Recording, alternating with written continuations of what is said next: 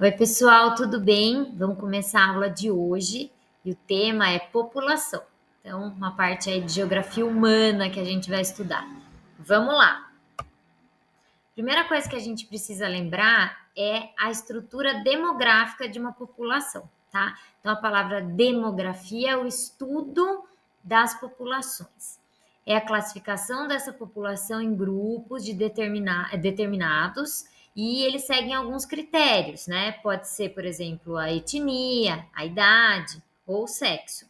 E a ocupação profissional também, se é uma população ativa ou se é a população inativa. A partir daí eu consigo estruturar a população de determinado local. Vamos lá. A população de um país, ela pode ser dividida de acordo com a idade em três grupos principais: os jovens, que vão de 0 a 19 anos, os adultos de 20 a 59 e os idosos acima de 60 anos. Então a gente vai dar uma olhada depois, né, nas pirâmides etárias. Então, a palavra etária tem a ver com a idade e por isso a gente vai dividir essas pirâmides em três tipos, né? Três momentos: os jovens, os adultos e os idosos. Muito bem. O que a gente precisa ver agora? A diferença da estrutura populacional em um país subdesenvolvido, mais pobre, e um país desenvolvido, mais rico. Então, vamos entender. Nos países subdesenvolvidos, mais pobres, a taxa de natalidade, que é o número de pessoas que nascem, né, por mil, e o número, a taxa de fecundidade, que é o número de crianças, né, por mulher, costuma ser alta. Por quê, gente? Porque quando a gente fala de um país subdesenvolvido, eu tenho um acesso à educação e o acesso à saúde muito mais precário. Então, se eu não tenho acesso à educação, eu não vou saber me prevenir. Então, os filhos vão acabar vindo, e eu não consigo evitá-los. Quando eu tenho um acesso ruim também à saúde, isso também mostra porque essas pessoas não vão ter acesso a métodos contraceptivos, tá? Isso vai fazer com que essa população jovem seja enorme, muito diferente dos países desenvolvidos ricos, onde eu tenho uma população com acesso à educação de qualidade, à saúde de qualidade. Então, essa população escolhe em qual momento ela vai ter o filho. Então, os casais em países desenvolvidos, eles escolhem ter filhos muito mais tardes. E por isso, se eu tenho um casal que tem um filho muito mais tarde, por isso eles vão ter um número menor de filhos também. Afinal, entra também a questão do relógio biológico da mulher. A gente sabe que o tempo vai passando e a quantidade de óvulos produzido pela mulher vai diminuindo.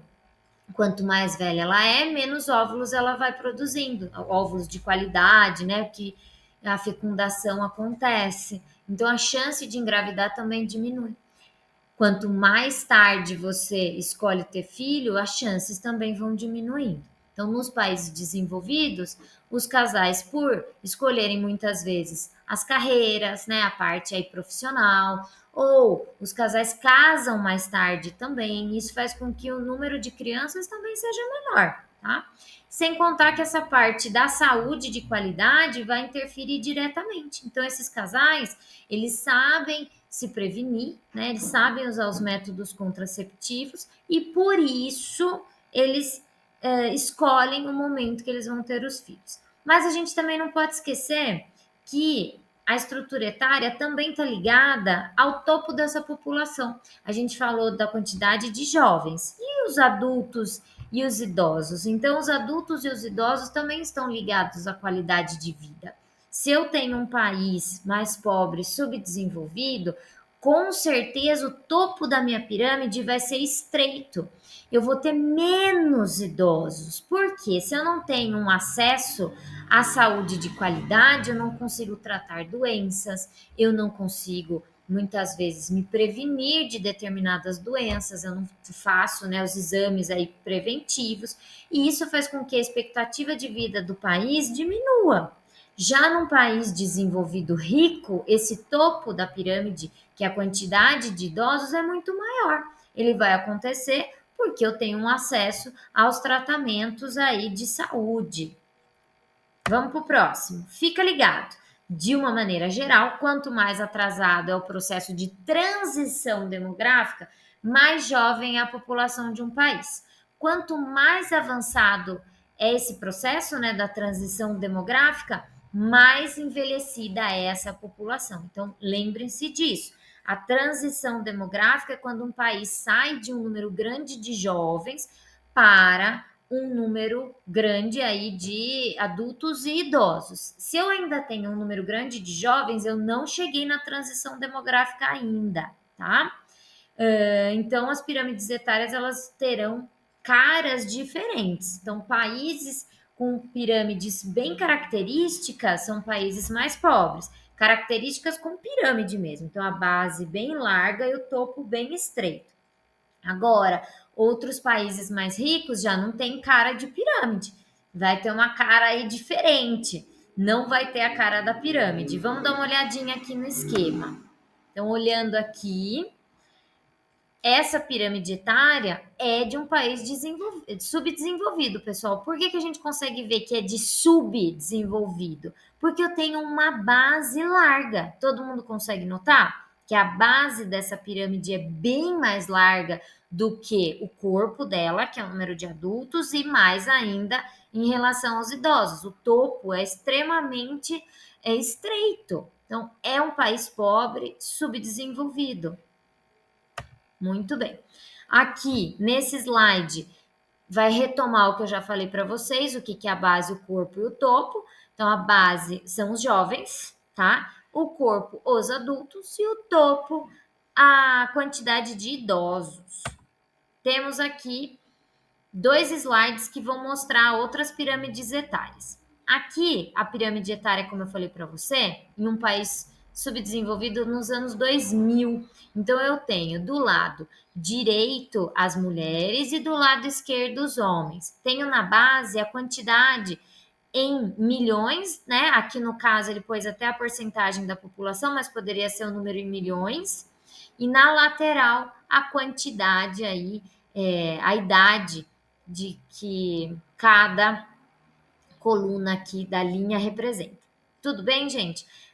Essa pirâmide é considerada uma pirâmide de um país jovem, porque eu tenho uma base larga, tenho uma grande quantidade aí de jovens. Já o topo estreito, poucos idosos. Um país aí que a qualidade da educação e da saúde não é boa. Já essa outra pirâmide é um país desenvolvido, né, onde eu tenho aí uma maior quantidade de idosos, a gente chama de países velhos. Tudo bem, pessoal? Quando eu tenho uma base bem mais estreita, então a quantidade de jovens e de crianças é pequena, o corpo já é bem maior, tá vendo que o corpo tá maior do que a base, gente? Então, e o topo já tá bem largo também. Essa pirâmide pode ser, por exemplo, do Japão, tá? Como eu disse para vocês, né? A transição demográfica é essa mudança de um país jovem para um país velho. Só que isso demora algum tempo, tá, gente? Então, as políticas públicas, a melhoria na qualidade de vida da população, não é de um ano para o outro, ou de 5 anos, é um tempo muito maior aí para ter uma transição visível. E vamos entender quais são as fases dessa transição. Então, eu tenho da fase 1 até a fase 5. Fase 1, alta mortalidade. Então, as crianças nascem, porém, elas acabam morrendo, né? Mas também tem uma alta taxa de natalidade. Então, nasce muita gente, morre muita gente. E por isso o crescimento vegetativo é baixo. Então, eu não tenho aí uma grande quantidade. Essa população ela não evolui, porque nasce muita gente, mas também morre muita gente. Morre-se muita gente, ficou lindo, hein? Ficou maravilhoso. Fase 2, queda na mortalidade. Isso quer dizer que o acesso à saúde está um pouco melhor. e começa aí uma elevação no crescimento demográfico. Por quê? Se eu tenho um acesso à saúde um pouco melhor, essas pessoas estão deixando de morrer, essas crianças vão sobrevivendo e vão virando adultos. Então, o crescimento demográfico realmente vai ficar cada vez mais intenso. Fase 3. Desaceleração do crescimento em razão da queda da natalidade. Opa, aí o índice de escolaridade nesse país melhorou, as pessoas estão aí com maior conhecimento, então evitando os filhos. Então essa é a fase 3, é a fase aí da mudança. A fase 4 vai estabilizar o equilíbrio entre a mortalidade e a natalidade. E por último, a fase 5, onde nós temos aí uma implosão demográfica pelo aumento da mortalidade dos idosos e a baixa fecundidade. Tem bastante idoso, tem, a expectativa de vida vai ficar cada vez mais alta, mas essas pessoas vão morrer em algum momento, certo, gente? E a baixa fecundidade é porque realmente o número de jovens vai ser cada vez menor. Então, essa é a quinta fase da transição. Temos aqui a pirâmide japonesa, que é um clássico quando a gente fala da transição demográfica. Olha na década de 50. Então, na década de 50, a gente conseguia ver a cara da pirâmide japonesa, cara de pirâmide mesmo. Então, existia uma grande quantidade de jovens, né, adultos e poucos idosos. Quando a gente olha a pirâmide de 2004, a gente está falando aí de 54 anos depois, é uma diferença brutal. Ela não tem cara de pirâmide mesmo. Então, a base está muito estreita, o topo está muito largo. O topo, que é o número de idosos, está bem maior do que o número de jovens. Isso vai trazer muitos problemas para os países e a gente já vai conversar sobre. E a projeção para 2050 é que isso fique ainda mais intenso. A gente vai entender agora o que é o bônus demográfico e depois o que é o déficit demográfico. No bônus demográfico, é quando eu tenho a população ativa, que é a população que vai trabalhar, tá? São os adultos, e essa população adulta ativa, ela é mais numerosa do que o número de jovens e o número de idosos. Então, é uma população que ela vai contribuir para o governo através dos impostos, através do trabalho, então ela vai contribuir aí com a economia. Isso é um bônus demográfico, é muito importante. Vai ter mais mão de obra disponível, assim vai gerar mais riqueza para o país, tá?